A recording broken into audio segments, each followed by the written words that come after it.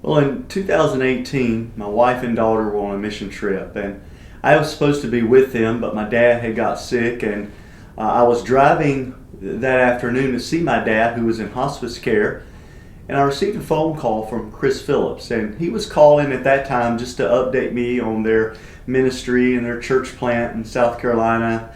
I was encouraged to hear what was going on in their ministry, but little did he know when he asked how I was doing and how the church was doing, that I was going to just unload a dump truckload of problems on him.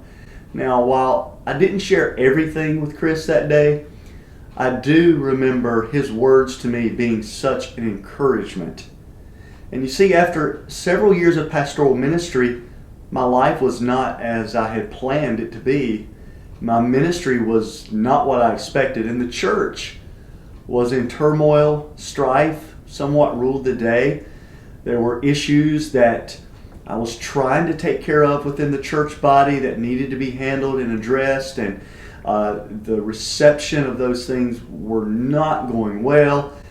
My spiritual life began to suffer because of that. My family, my body began to bear the marks, and it seemed to me like this impending resignation was going to have to come, and I was going to have to just throw in the towel. And I would say the very best at that time in my life, I was just treading water, trying not to drown. I was not a good pastor. I was not a good husband.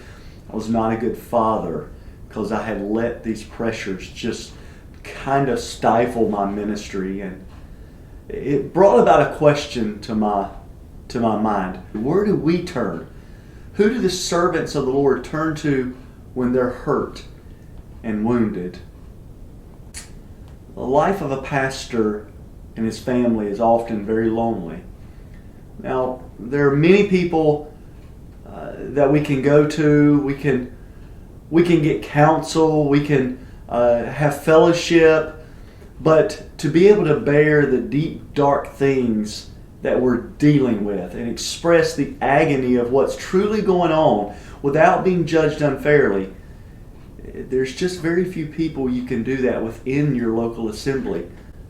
When Chris sat down with me a few weeks ago and explained the ministry that God is calling him and Dawn to, not only was I supportive, but I was excited, and I wanted to help in any way possible. You know, a statistic comes to mind that someone gave that states 19,000 pastors leave the ministry every year. Now, I firmly believe I could have been one of those statistics. So the ministry Chris and Dawn are called into is a ministry to prevent and reduce that number.